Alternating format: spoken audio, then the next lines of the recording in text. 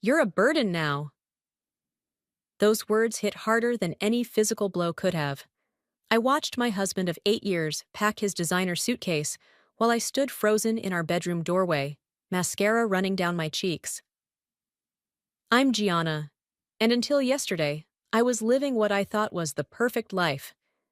Executive position at a leading tech firm, beautiful home in Seattle, and a marriage I believed was unshakable. Funny how quickly perfect can crumble. "Holden, please," I whispered, hating the tremor in my voice. "We can figure this out. The layoff was unexpected, but I have savings, connections. I'll find something new." He barely glanced at me as he folded his expensive shirts. "You said that 2 months ago, Gianna. 2 months of watching you mope around the house, sending out resumes like they're message bottles lost at sea." He zipped the suitcase with finality. "I didn't sign up for this." "Didn't sign up for what? Supporting your wife through a rough patch?" My voice gained strength as anger started to replace shock. "What happened to for better or worse? That was before the market crashed and your entire division got axed." Holden straightened his tie in the mirror, ever the polished investment banker. "I need a partner, not dead weight." My phone buzzed. A text from Riley. "Girl, you okay? Haven't heard from you all day." I ignored it, focusing on the man I thought I knew. 8 years together, and this is how you handle our first real challenge? Challenge? He laughed, the sound cold and unfamiliar. "You want to talk about challenges? Try explaining to my colleagues why my wife's been unemployed for months. Try maintaining our lifestyle on one income." "Wha, our lifestyle?" I gestured around our bedroom, at the art pieces he'd insisted on buying. "You mean your lifestyle? The one I helped build when I was making 6 figures? And now you're making 0. He grabbed his suitcase. "I'll have my lawyer contact you about the divorce proceedings." The word divorce echoed in my head like a gunshot. "Where are you going?" "The Four Seasons downtown. Don't try to contact me."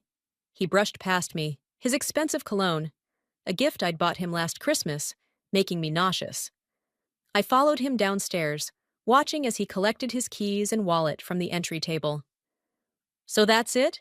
8 years thrown away because I hit a rough patch?" He paused at the door, finally meeting my eyes. "No, Gianna. 8 years thrown away because you proved you're not who I thought you were. Success suited you. This." He waved his hand dismissively at me. "This version of you? She's pathetic."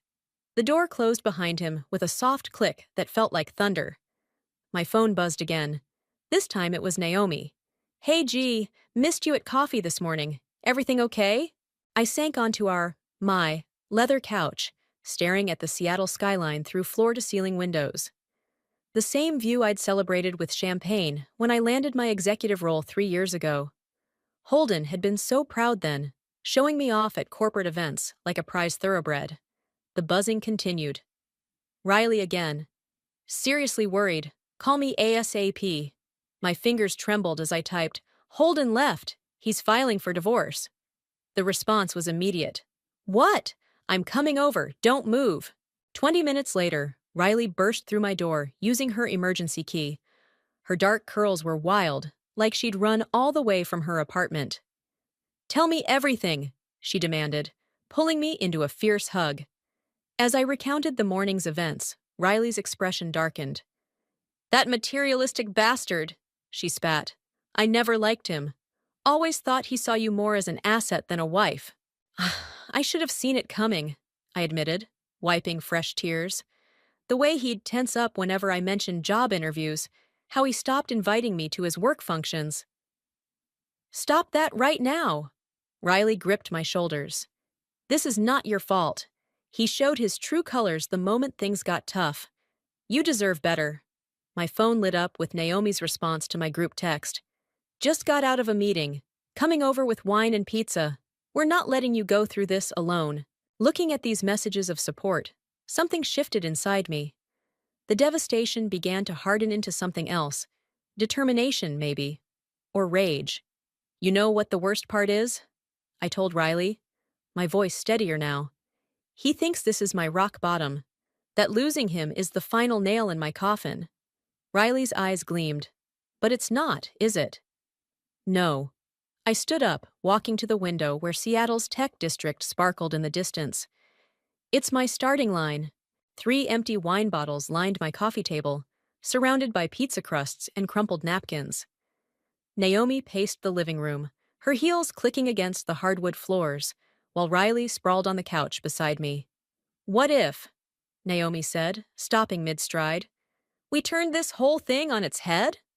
I lifted my head from the throw pillow. "What do you mean? Remember that startup idea you pitched to the board last year? The one they shot down because it was too risky? The AI-driven personal finance platform?" I sat up straighter. "What about it?" Riley's eyes widened. "Oh my God, yes. You were so passionate about that project. What did you call it?" "Wealthwise," I said softly, memories flooding back. "A platform that would make financial planning accessible to everyone, not just the wealthy elite." "Exactly!" Naomi grabbed her laptop from her bag. "The market needs something like this now more than ever. With the recession hitting, people are desperate for affordable financial guidance." "But starting a company takes money," I protested. "In case you forgot, I'm unemployed." Actually," Riley sat up, looking slightly guilty. "Remember Samson from grad school? He's been doing really well with his venture capital firm. We've kept in touch, and he always said if I ever heard of a promising startup." "You want me to pitch to Samson?" My voice cracked. "I haven't even updated my business plan." "Then let's update it." Naomi opened her laptop. "Right now. You've got me for strategy, Riley for networking, and your brilliant tech mind. What else do we need?" I stood up and walked to my home office, returning with a thick folder. "This is everything from the original proposal, market research, user interface designs, preliminary code architecture." "Holy shit!"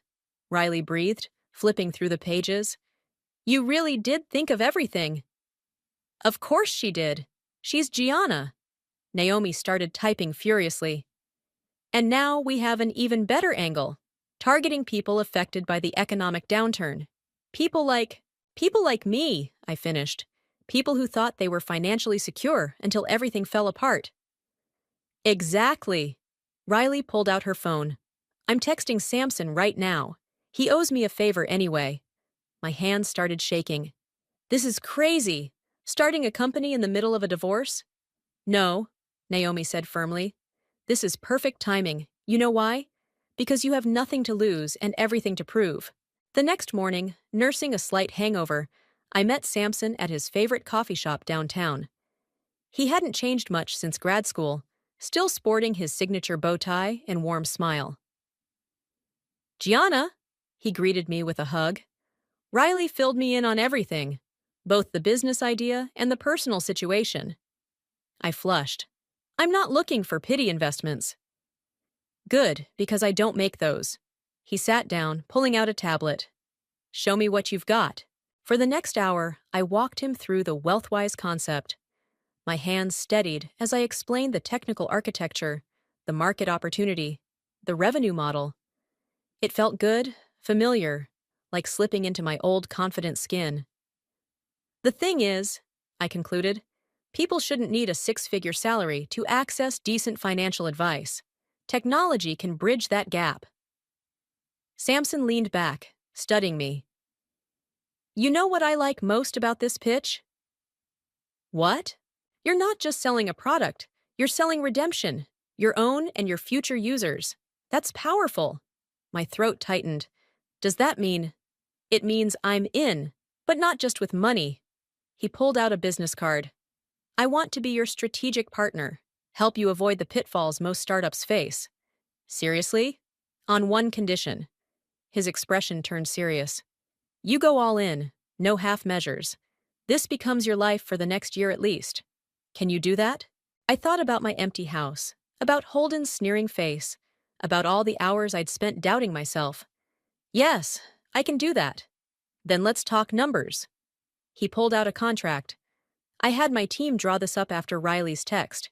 Take it home, review it with a lawyer, but know I'm ready when you are." Later that evening, I stood in my home office, staring at the contract on my desk. My phone buzzed with a text from Holden. "Lawyer will contact you tomorrow. Hope you're being reasonable about all this." I looked at the contract again, then at my reflection in the window. The woman staring back at me wasn't the same one who'd watched her husband walk out. She was someone new, someone stronger. I picked up my phone and texted Samson. I'm in. Let's change the world. Then I texted Riley and Naomi. Meeting tomorrow morning. We're launching a company. For the first time in months, I smiled at my reflection. Holden wanted reasonable? He was about to learn that reasonable wasn't in my vocabulary anymore. 6 months, I announced to our small team, standing in our newly leased office space. That's our timeline for the beta launch. 6 months? Nina, our recently hired marketing director, nearly choked on her coffee. That's ambitious for a fintech platform. Ambitious is what we do here. Naomi tapped her tablet, projecting our timeline onto the wall. We've already got the basic architecture in place, and our first round of funding is secured. The office buzzed with energy despite being half-furnished. Boxes of computers and equipment lined the walls, waiting to be unpacked. Through the windows, Seattle's tech district loomed, reminding me of everything I had to prove. Speaking of funding, Samson walked in, bow tie slightly askew. We've got our first potential problem. Melanie just joined CompFin as their head of product development. My stomach dropped. Melanie, my former colleague, who'd always resented playing second fiddle to me at our old company. Let me guess. They're suddenly developing something similar? Got it in one. Samson handed me his phone, showing CompFin's press release. They're announcing a revolutionary financial planning platform next quarter. That's 3 months before our launch date, Riley noted, frowning at the screen. They're trying to beat us to market, I said, pacing the room. Melanie knows enough about our old proposal to fast-track a competing product. Nina raised her hand. Quick question, who's Melanie? Someone who's about to learn a hard lesson about underestimating us, Naomi replied, already typing furiously on her laptop. I'm looking at their job postings. They're desperately hiring developers. Which means they're starting from scratch, I realized, a plan forming. They might announce in 3 months, but they won't have a working product. Unless they cut corners, Samson added. Exactly. I grabbed a marker and approached the whiteboard. So we pivot. Instead of launching the full platform in 6 months, we release a stripped-down version in 10 weeks. 10 weeks? The entire room erupted in protests. I held up my hand. Listen, we focus on one core feature, the automated financial advisory algorithm. Make it perfect, make it beautiful, make it impossible to replicate quickly. That could work, Naomi said slowly. We'd need to pull some all-nighters, but we'd beat them to market, Nina finished, excitement building in her voice. And if we nail that first feature, we control the narrative. The next 8 weeks became a blur of coffee-fueled coding sessions and heated strategy meetings. Our small office transformed into a war room, walls covered in user flow diagrams and testing schedules. One evening, as I was reviewing code, my phone lit up with a text from an unknown number. It was a photo of Holden at a restaurant, sitting close to a blonde woman. Below it, a message. Thought you should know what your ex is up to. M.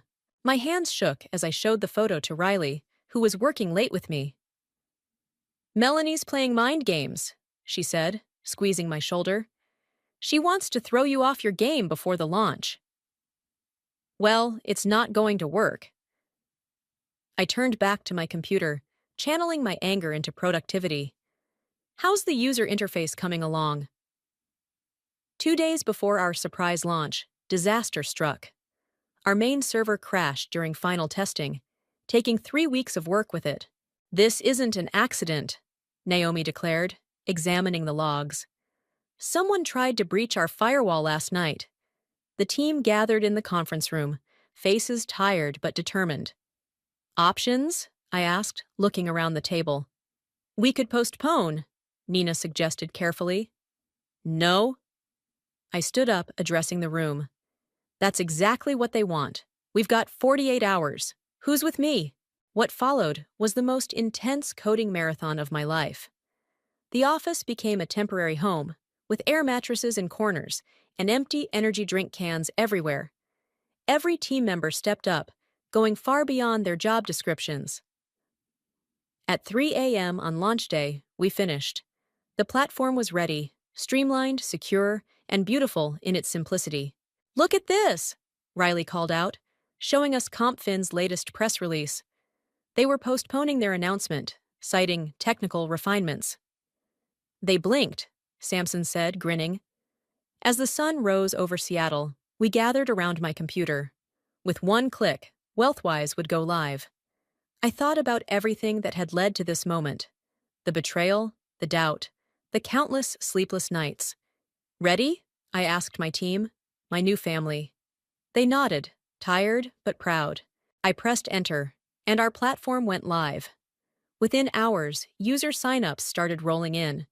By evening, we were trending on tech Twitter. To the beginning, Naomi raised her coffee cup in a toast. "No," I corrected her, watching our user count climb. To Revenge served scalding hot. The office erupted in laughter and cheers, while my phone buzzed with another text from Melanie. I deleted it without reading it. She'd learned soon enough that she'd picked the wrong woman to mess with. 1 million users in 3 months. Nina burst into my office, waving her tablet. "We've hit the milestone a full quarter ahead of projections." I was about to celebrate when Samson rushed in, his usual composed demeanor rattled. "Turn on CNBC, now." The wall-mounted TV flickered to life, showing Melanie sitting in a studio, perfectly poised in a designer suit. The caption read, "CompFin executive alleges corporate espionage. Serious concerns about Wealthwise's meteoric rise," Melanie was saying. "Their platform bears striking similarities to proprietary technology developed at our company." "She's lying through her teeth," Naomi snarled, appearing in my doorway. I held up my hand for silence, listening as Melanie continued. "We're preparing legal action to protect our intellectual property." My phone exploded with notifications. Our stock price was already dropping. "Get me everything we have on the original Wealthwise proposal," I told Naomi. "Every email, every timestamp, every signature. Already on it." She disappeared down the hall. Riley burst in next. "Social media is blowing up. We need to respond." "No," Samson interjected. "Any response right now looks defensive. We need something bigger." I stood up, my mind racing. "Nina, call that reporter from Tech Weekly who's been begging for an exclusive. Tell her she's got her story, but we do it live today." "Live? Are you sure?" Nina was already dialing. "Absolutely. Melanie wants to play dirty? Let's see how she handles the truth under studio lights." 2 hours later, I sat in a different studio, facing Sarah from Tech Weekly. The red light blinked on, and we were live. With us today is Gianna, CEO of Wealthwise, responding to serious allegations made this morning. "Gianna, your response?" I smiled, projecting calm confidence. "I'm glad you asked, Sarah. I'd like to share something with your viewers." I held up my old company laptop. This contains the original Wealthwise proposal, dated 18 months ago. I presented it to my former employer's board, where it was rejected. Interestingly, Melanie was in that board meeting. Sarah leaned forward. "Are you suggesting—" "I'm not suggesting anything. I'm stating facts. Our code is original, our platform is revolutionary, and we have the documentation to prove it. But more importantly, we have something CompFin doesn't: actual users transforming their financial futures." "Speaking of users," Sarah consulted her notes, "your growth has been unprecedented because we solved a real problem. While our competitors were focused on high-net-worth clients, we saw millions of everyday people struggling with financial planning. We didn't just build a platform, we built a community." The interview continued for 30 minutes. By the time it ended, our stock had not only recovered, but surged higher than before. Back at the office, champagne was flowing. "Did you see Melanie's face when they cut to her for comment?" Riley laughed. "She looked like she'd swallowed a lemon." "It's not over," Samson warned, adjusting his bow tie. "She'll try something else." As if on cue, my email pinged. It was from CompFin's CEO, requesting a private meeting. Forward it to legal, Naomi advised, reading over my shoulder. No. I stood up. I want this meeting, but not private and not on their terms. The next morning, CompFin's CEO and Melanie walked into our office. I received them in our glass-walled conference room, deliberately visible to my entire team. Impressive space, the CEO commented, looking around. Thank you. We believe in transparency here. I gestured to the seats. Unlike some companies, Melanie's perfectly manicured nails dug into her designer handbag. We came to discuss a settlement. A settlement? I raised an eyebrow. For what? Your false allegations? Your attempted server breach? Or perhaps for stealing my original concept? The CEO shifted uncomfortably. We prefer to handle this quietly. Like you handled the CNBC interview? I opened my laptop, turning it to face them. Here's what's going to happen. You're going to publicly retract your allegations, and Melanie is going to resign. Or what? Melanie snapped. Or I release the email chain showing you downloaded my original proposal the day before you joined CompFin. The timestamps are quite interesting. The color drained from Melanie's face. The CEO turned to her sharply. You said there was no paper trail. There's always a paper trail, I said softly. The question is, how much damage do you want your company to sustain? 20 minutes later, they left. Within hours, CompFin issued a retraction. By evening, Melanie's resignation was announced. That was masterful, Sampson said as we watched the news coverage. No, I corrected him, thinking of Holden, of all the people who'd underestimated me. That was just the warm-up. Looking out at my team celebrating, I felt a fierce pride. We weren't just building a company, we were building a legacy. And anyone who tried to stand in our way would learn just how expensive that mistake could be. $5 billion. The number hung in the air of our conference room like smoke. That's our final offer. I studied the man across the table. Marcus, CEO of Global Financial Solutions, one of the largest financial technology companies in the world. His reputation for aggressive acquisitions preceded him. It's a generous offer, Sampson admitted, bow tie perfectly straight as he reviewed the terms. Generous? Marcus smiled. It's unprecedented for a company your age. Full retention of your team, autonomy over product development, and you, Gianna, would join our board of directors. I glanced at Naomi, catching the slight shake of her head. Something felt off. We'll need time to review the proposal, I said, standing up to end the meeting. Of course. Marcus gathered his papers. But don't take too long. Offers like this have expiration dates. After he left, my team erupted into chaos. $5 billion! Nina exclaimed. Do you know what that means for everyone's stock options? It means we'd all be set for life, Riley added, but her expression was worried. Though the timing seems suspicious, Naomi finished. Right after we crushed CompFin's allegations and their stock tanked. My phone buzzed. A text from an unknown number. Heard about the offer. We should talk. H. My blood ran cold. Holden. Gianna? Sampson touched my arm. You okay? I showed him the text. His eyes narrowed. Think there's a connection? Only one way to find out. I turned to Naomi. Can you dig into Global Financial's recent acquisitions and their board members? Already on it. She was typing furiously. Give me an hour. That hour turned into a late-night strategy session. Nina ordered pizza, while Naomi projected her findings onto the wall. Look at this, she pointed to a chart. Global Financial has acquired 6 companies in the past year.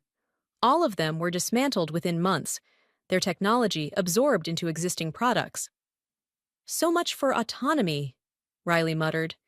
But here's the interesting part. Naomi pulled up another screen. 3 weeks ago, they added a new board member, Robert Sterling, managing partner at Sterling Investment Group. Holden's firm, I whispered. Bingo! Naomi crossed her arms. Want to bet who brought this deal to Marcus's attention? My phone buzzed again. Holden.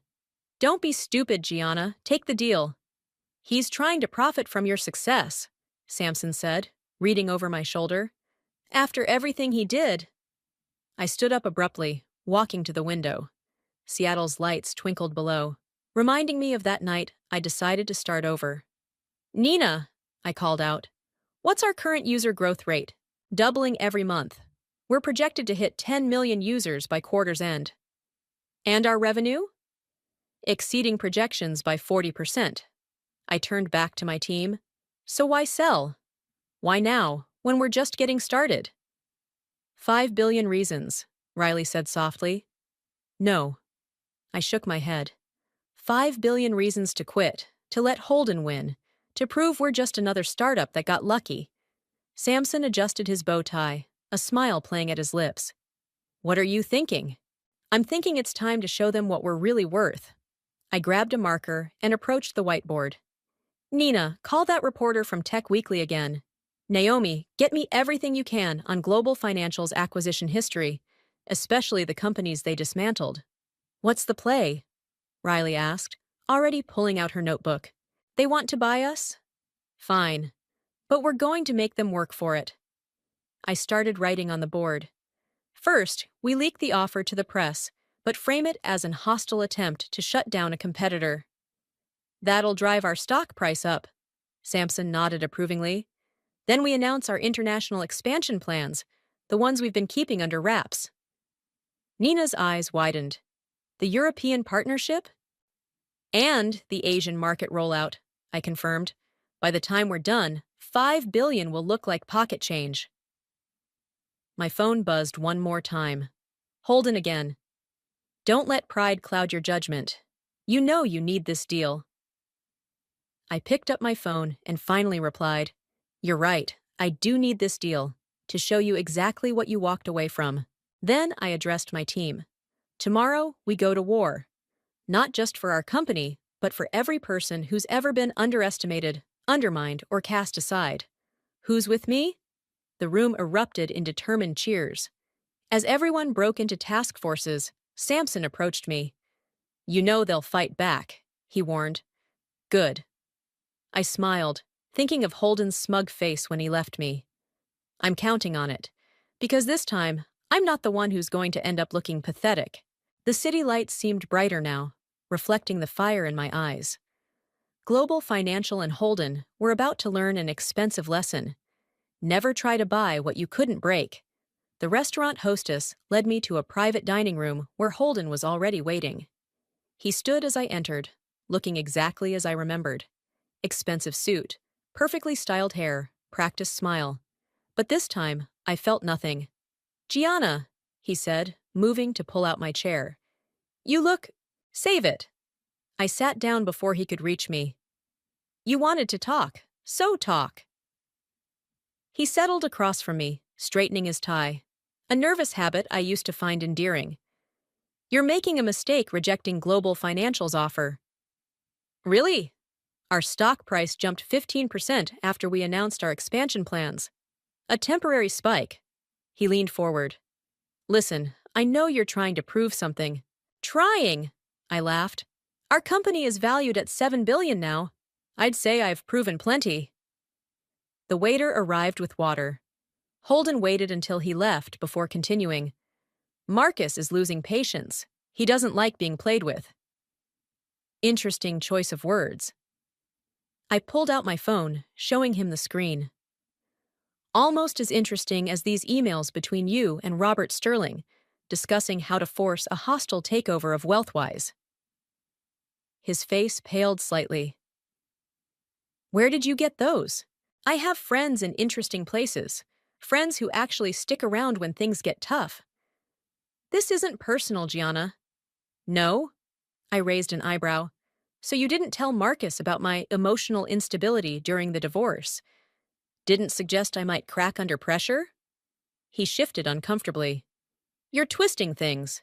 Actually, I'm finally seeing things clearly. I opened my portfolio. Here's what's going to happen. You're going to take this back to Marcus and Sterling Investment Group. He glanced at the documents. A counteroffer? A warning. If Global Financial attempts any hostile moves against Wealthwise, these emails go public. I'm sure the SEC would be very interested in the timing of certain stock purchases. You're bluffing. Try me. I stood up. Oh, and Holden, that blonde you've been seeing? Melanie's friend, right? She works for me now. Funny how karma works. His face contorted with anger. You vindictive. Careful, I cut him off. Your true colors are showing. Again. I walked out, leaving him with the bill and the documents. Outside, Riley was waiting in her car. How'd it go? Exactly as planned. I buckled my seatbelt. Call Samson. Tell him to expect Marcus's call within the hour. Back at the office, Naomi was monitoring social media reactions to our expansion announcement. We're trending worldwide. The European markets are especially excited. Perfect timing, Nina added, rushing in. Tech Weekly just ran our feature on democratizing financial planning. The response is incredible. My phone rang. Samson. Marcus just called. He's furious. Says we're making a huge mistake. Good. I put him on speaker. How long until they make their move? Based on their trading patterns? Tomorrow morning. They'll try to trigger a sell-off. They're in for a surprise, Naomi smirked, showing me her screen. Our new security protocol is ready. Let them try to breach our systems now. The next morning, we gathered in the conference room, watching the market open. Right on schedule, large blocks of WealthWise stock appeared for sale. They're trying to panic small investors, Samson explained. Not trying, succeeding. Riley pointed at the dropping numbers. I picked up my phone and dialed a number. Time to launch Phase 2. Within minutes, news alerts started flashing. WealthWise announces revolutionary banking partnership. Major European banks sign exclusive deals with WealthWise. Asian markets welcome WealthWise innovation. The stock price froze, then began to climb. Now, I told Naomi. She pressed enter, and our new platform feature went live. Instant international money transfers at a fraction of traditional costs. Something we'd been developing in secret for months. My phone buzzed with a text from Holden. You're playing a dangerous game. I replied, no, I'm winning one. By closing bell, our stock had hit a new record high. Global Financial's hostile takeover attempt had failed spectacularly, and Marcus's reputation was taking a hit. Look at this! Nina showed me her tablet.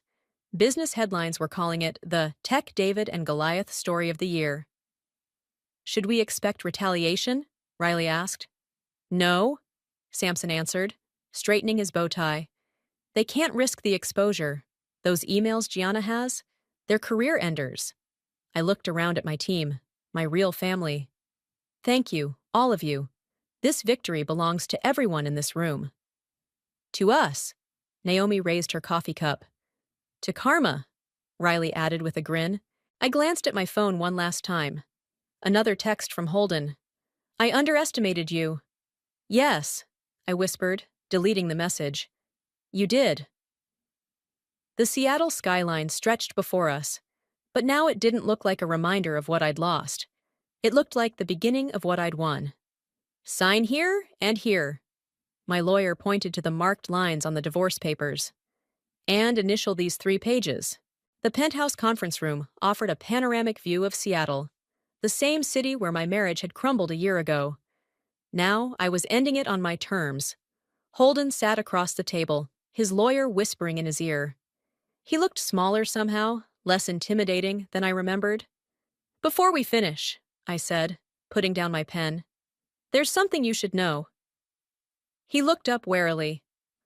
I'm buying your firm's building. His face went slack. What? Sterling Investment Group's lease expires next month. As the new owner, I'm not renewing it. You can't do that, he sputtered. Actually, she can. Samson stepped forward, placing a document on the table. The purchase was finalized this morning. Holden's lawyer grabbed the paper, scanning it frantically. This is legitimate. Of course it is, I smiled, signing the final divorce paper with a flourish. Oh, and the moving company will be there Monday. I'd start packing if I were you. This is petty revenge, Holden snapped. No, this is business. I stood up. You taught me that, remember? When you called me a burden? The lawyers gathered the papers while Holden sat there stunned. As I turned to leave, he called out, "You've changed." "No." I paused at the door. "I've just stopped letting people like you define my worth." Outside, Riley was waiting with champagne. "Is it done?" "Almost." I checked my phone as it buzzed with a news alert. Wealthwise announces major partnership with Asian Financial Coalition. "Our stock just hit another record," Naomi reported, joining us. "The market loves the expansion news." "Perfect timing," I smiled. "Ready for phase 2? We headed to our office, where the team was gathered for an all-hands meeting. Nina had orchestrated everything perfectly. Cameras were set up for the live stream announcement. Going live in 3, 2, 1. The red light blinked on. "Good morning," I addressed the cameras. "Today marks a new chapter for Wealthwise. We're not just expanding globally, we're revolutionizing how people access financial services." I nodded to Naomi, who launched the presentation behind me, introducing Wealthwise Foundation, a nonprofit organization dedicated to providing financial education and resources to underserved communities. We're pledging $1 billion over 5 years to help those who've been ignored by traditional financial institutions. Social media exploded. Our PR team's screens lit up with notifications. "And that's not all," I continued. "We're also announcing our acquisition of Sterling Investment Group's former headquarters, which will become the Wealthwise Innovation Center, offering free financial literacy programs to the public." The office erupted in applause as I ended the live stream. Samson approached, grinning. "That was masterful, using Holden's building for public good, poetic justice at its finest." My phone buzzed. A text from Melanie. "I was wrong about you, both of us were." "Delete," I muttered, then addressed my team. "Everyone, listen up." The room quieted. "A year ago, I thought losing my job and my marriage was the end of my story. But you all proved me wrong. You showed me it was just the beginning." "To new beginnings," Riley called out, raising her glass. "And to karma," Nina added. As celebrations broke out around me, I slipped into my office and opened my desk drawer. Inside was the note Holden had left the day he walked out. I'd kept it as a reminder, but now— "You don't need that anymore," Naomi said from the doorway. I crumpled the note and tossed it in the trash. "No, I don't. The foundation announcement is trending worldwide," she reported. "People are calling you a modern-day Robin Hood." I laughed. "Robin Hood stole from the rich. I just beat them at their own game." My phone rang. It was Samson. "You need to see this. Turn on CNBC." The office TV flickered to life, showing breaking news. Global Financial Solutions CEO Marcus steps down amid investigation. "Those emails we had?" Samson's voice was gleeful. "Someone leaked them to the SEC." "What a shame," I said, not even trying to hide my satisfaction. "I wonder how that happened." "Karma's not just a concept," Riley chimed in. "Sometimes it's a carefully executed plan." Looking out at the Seattle skyline, I felt a sense of completion. The woman who'd stood crying in her bedroom doorway a year ago was gone. In her place stood someone stronger, someone who'd learned that the best revenge isn't just success, it's success with purpose.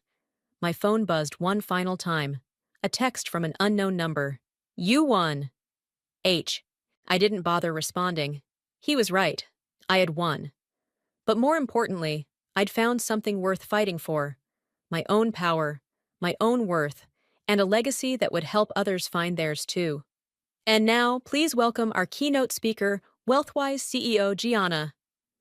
The applause thundered through the convention center as I took the stage at the Women in Tech Summit. The same stage where, just 2 years ago, I'd watched others speak while feeling small and insignificant in my corporate job. "Thank you," I began, setting aside the prepared speech. "But today, I'm not here to talk about success. I'm here to talk about failure." The audience quieted. Specifically, the day I thought my life was over. When my husband walked out, calling me a burden because I'd lost my job. Movement at the back of the hall caught my eye. Holden slipping into the audience. Perfect timing. That man did me a favor, I continued. He showed me that my worth wasn't tied to his approval or anyone else's. But this isn't a revenge story. I gestured to the side of the stage where my team sat. This is a story about finding your real family, about building something meaningful. Nina gave me a thumbs up while Riley wiped away tears. Wealthwise wasn't built on venture capital or market strategies. It was built on second chances. Every person on my team has a story of being underestimated, overlooked, or pushed aside. I clicked to the next slide, showing the Wealthwise Innovation Center, formerly Sterling Investment Group's building. Yesterday, we welcomed our 10,000th student to our free financial literacy program. Next week, we're opening centers in Tokyo and London. But numbers aren't what matter. I pointed to a young woman in the front row. What matters is that Sarah here, who just graduated from our coding boot camp, starts her new job on Monday. Sarah stood up, beaming, as applause broke out. That's what revenge really looks like. Not destroying others, but lifting people up. Creating opportunities, building bridges instead of burning them. From the corner of my eye, I saw Holden stand up, moving toward the exit. To the person leaving right now, yes, you, Holden. Thank you. Thank you for showing me exactly who I didn't want to be. He froze, all eyes turning to him. Success isn't about proving others wrong. It's about proving yourself right. And sometimes, the people who hurt us become our greatest teachers. Holden slipped out the door as I continued. Last month, someone asked me if I'd forgiven him. The truth is, I have. Not because he deserved it, but because holding on to anger was holding me back. Samson adjusted his bow tie, nodding approvingly from his seat. Today, Wealthwise announces our biggest initiative yet, a $100 million fund for women entrepreneurs starting over, because everyone deserves a second act. The audience erupted in cheers. Naomi projected the application website onto the screen behind me. Applications open today. And yes, we're accepting candidates with no experience, no connections, and especially those who've been called burdens by people too small to see their potential. After the standing ovation, after the interviews and photographs, I found my team waiting backstage. That wasn't the speech we prepared, Nina said, grinning. No, Riley hugged me. It was better.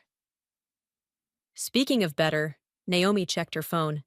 Applications are flooding in, over 5,000 already. And guess who just posted on LinkedIn? Samson showed us his screen.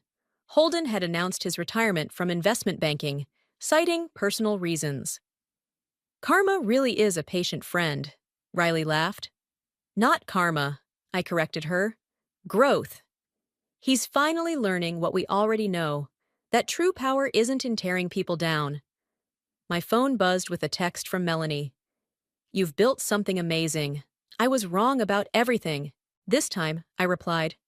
There's room for everyone at the table, even former rivals.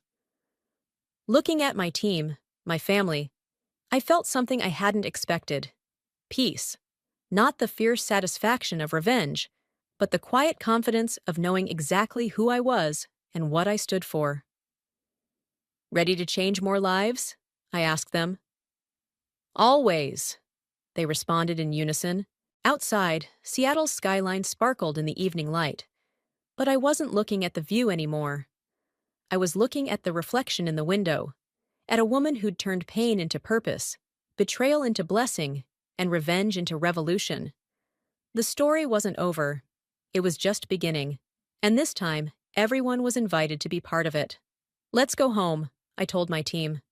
We've got work to do, because the best revenge isn't just living well, it's helping others live better too. And that's a story worth telling, again and again, until everyone finds their own power to rise.